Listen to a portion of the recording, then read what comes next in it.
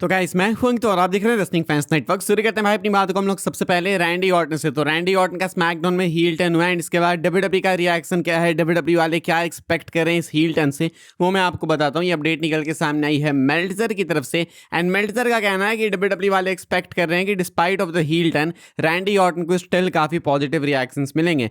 पर wrestling observer newsletter despite his recent heel turn, WWE still expects Randy Orton to receive a positive reaction at WrestleMania 42.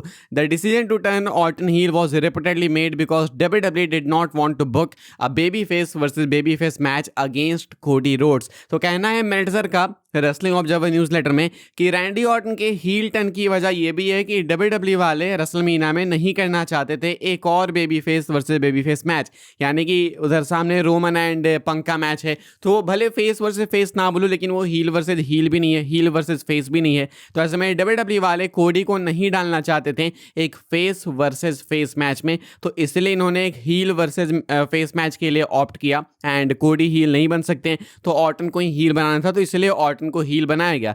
WWE को लगता है कि Orton के heel turn के बाद भी उनके कैरेक्टर में कोई ज़्यादा बदलाव आने नहीं वाला। आई मीन उनके कैरेक्टर में क्राउड पर्सपेक्टिव से, तो क्राउड जो है अभी भी इनको पॉजिटिव रिएक्शंस देगा। WWE वाले ये एक्सपेक्ट करते हैं, जो कि बहुत ही ऑब्वियस है भाई। हर कोई रैंडी ऑर्टन को इनफैक्ट ज़्यादा ही सपोर्ट करेगा, मुझे तो लगता है। अब रेसलमीना 42 हो या फिर मंडे नाइट रॉ, स्मैकडाउन हो, कहीं पे भी चले जाएंगे ऑर्टन, उनको सपोर्ट मिलेगा ही। मैं बहुत टाइम से बोलते आ रहा हूँ कि ऑर्टन, पंक, रोमन रेंस या जॉन सीना, ये ऐसे सुपरस्टार्स हो चुके हैं जो फेस रहे हील रहे मैटर नहीं करता है। अब इनको बूज नहीं मिलने वाला, ये हील फेस वाली कैटेगरी से निकल गए, अब बस नाम इनका हो गया। सीएम पंक खुद में एक कैरेक्टर है, ऑर्टन खुद में एक कैरेक्टर है, रोमन खुद में एक कैरेक्टर है, तो रैंडी ऑर्टन को बूज वगैरह तो नहीं मिलने वाले हैं, ऐसा तो कुछ होने नहीं वाला। इसलिए डब्ल्यूडब्ल्यूई को भी पता है कि हाँ ऑर्टन को सपोर्ट मिलेगा ही मिलेगा, तो इसलिए चैंपियन बना दो भाई, जब पता है तो क्या दिक्कत है। आगे बढ़ते हैं हम लोग बात करते हैं अगली अपडेट के बारे में एंड अब तो ये ऑलमोस्ट कंफर्म ही दिख रहा है कि जो अगला अपना सऊदी इवेंट होने वाला है डब्ल्यूडब्ल्यूई का, वो अब पोस्टपोन किया जाएगा, यानी तो कंप्लीटली कैंसिल किया जाएगा। सुबह में भी मैंने आपको अपडेट बताई, वहां भी मैंने आपको बताया कि डब्ल्यूडब्ल्यूई वाले रेसलमेनिया 43 को लेके बहुत ज्यादा कंसर्न है। इतना ही नहीं कि जो अगला इवेंट अपना नाइट ऑफ चैंपियंस बताया गया था कि 27 जून को कुछ ऐसे होने वाला है, वो भी टाला जा सकता है, या नहीं तो उसके लोकेशन को चेंज किया जा सकता है। अभी मेल्टजर की अपडेट कहा जा रहा है कि although nothing has been said officially और decided 100% most within WWE are under the impression that the next planned pay-per-view in Saudi Arabia is unlikely to happen. This is due to the ongoing war in the Middle East between the United States, Israel and Iran. कहना है Meltzer का कि हालांकि कुछ भी ऐसा officially कहा नहीं गया, 100% कुछ भी डिसाइडेड नहीं है, लेकिन WWE के अंदर जो मोस्टली लोग हैं वो इस इंप्रेशन में है कि WWE का जो अगला PLE प्लान है सऊदी अरेबिया के लिए वो अनलाइकली है होने को, यानी कि वो नहीं होने वाला, यानी कि नाइट ऑफ चैंपियंस जून 27 या जुलाई जब भी होने वाला था वो नहीं होगा। यानी कि मुझे ऐसा नहीं लगता कि उसको कंप्लीटली ऐसे कैंसिल करेंगे, बिकॉज अगर उसको कैंसिल करेंगे तो समर स्लैम भी अफेक्ट होगा, क्योंकि नाइट ऑफ चैंपियंस में समर स्लैम इंप्लीकेशंस के लिए मैच होते हैं। तो मुझे लगता है लोकेशन बदल देंगे, वैसे भी इन्होंने ऐसा अनाउंस तो किया नहीं है कि सऊदी अरेबिया से ही होगा, तो लोकेशन ये बदल सकते हैं एंड अनाउंस करने के बाद भी बदल सकते हैं। भाई मेनिया की लोकेशन बदल दी तो ये तो फिर क्या ही है, तो ऐसे में यही होगा मोस्ट लाइकली। एंड ये इसलिए है बिकॉज मिडिल ईस्ट में भयंकर ही जंग छिड़ चुकी है यूएस, इजराइल एंड ईरान के बीच में, एंड इसमें बीच में पिसरा कौन? Saudi Arabia. बीच में बाकी की जो कंट्रीज है वो फालतू पॉकेट में इन्वॉल्व हो रही हैं एंड उनके साथ गलत सलत हो रहा है, तो WWE वाले रिस्क नहीं लेना चाहेंगे वहां पे जाके।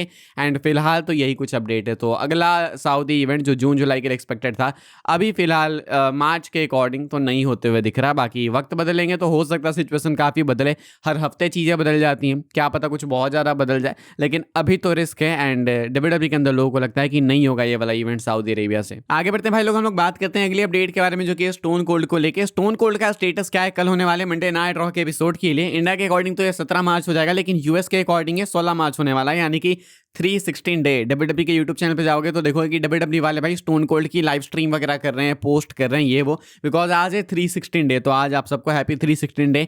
लेकिन क्या 316 डे पे इस मंडे नाइट रॉ के एपिसोड में स्टोन कोल्ड अपीयर होने वाले हैं?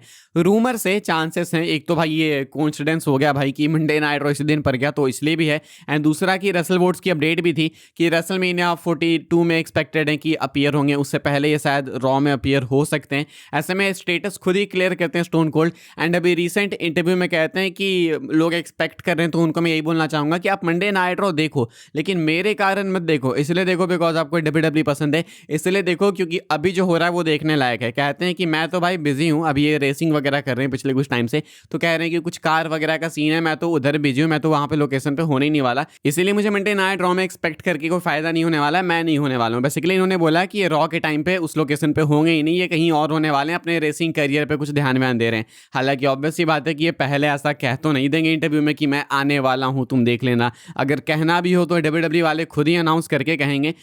हो सकता है, मुझे अभी भी लगता है कि चांसेस हैं हल्के कि ये अपीयर हो जाए, स्पेशली अगर रेसलमेनिया 42 के लिए डिस्कस किए गए हैं। अगर डब्ल्यूडब्ल्यू वाले डिसाइड कर लेते हैं कि मेनिया 42 में इनको लाया जाए, बाय द वे मेनिया 40 से ही डिस्कस्ड है, मेनिया 41 में अपीयर भी हुए थे, क्या पता मेनिया 42 में किसी मैच के लिए अपीयर हो जाए। एक तो है भाई थॉट मेरे अंदर कि क्या पता स्टोन कोल्ड लेसनर ये कुछ कर ही दें। I mean I don't think so कि ये हेल्दी होगा स्टोन कोल्ड के लिए, but you just never know भाई, डब्ल्यूडब्ल्यू वाले कुछ भी कर सकते हैं, स्पेशली जब रेसलमेनिया की बात आती है। पहले तो इनका compete करना ही इम्पॉसिबल था डब्ल्यूडब्ल्यू में, लेकिन रेसलमेनिया 38 में भी इन्होंने compete करा, उसके बाद कह भी रहे थे कि एक बार फिर से compete कर सकते हैं।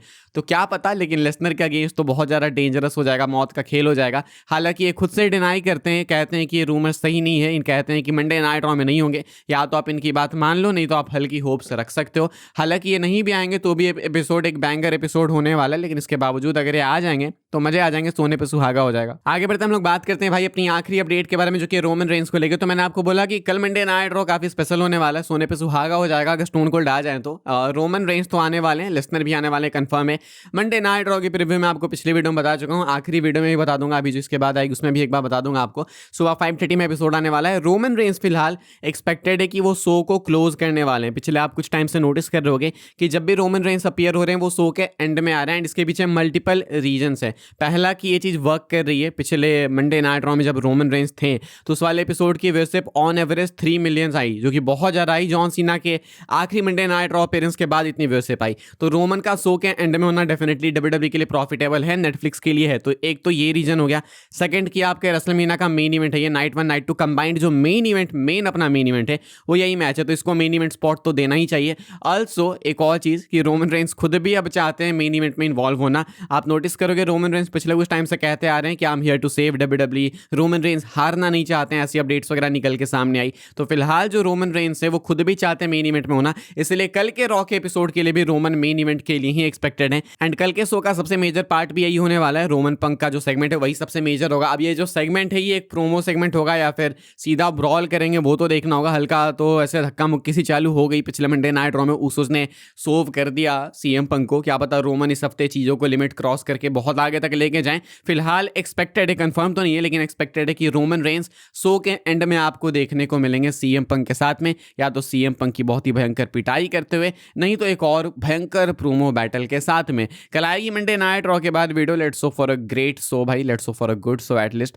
फिलहाल इस वाली वीडियो के लिए सारी अपडेट थी, आई होप आपको इन्फॉर्मेशन मिली हो तो वीडियो को लाइक कीजिएगा, शेयर कीजिएगा एंड सब्सक्राइब कीजिएगा चैनल को, ताकि आने वाले टाइम के अंदर आपको और भी सही डब्ल्यूडब्ल्यू के अपडेट्स वगैरह सबसे पहले देखने को, जानने को मिलते रहे। फॉलो कर सकते हैं आप लोग मुझे इंस्टाग्राम एंड ट्विटर पर, लिंक आपको मिलेगा डिस्क्रिप्शन में। ज्वाइन कर सकते हैं व्हाट्सएप चैनल को, उसके भी लिंक है डिस्क्रिप्शन में। मिलूंगा मैं आपसे अगली वीडियो में जल्दी ही, तब तक के लिए goodbye, thanks for watching.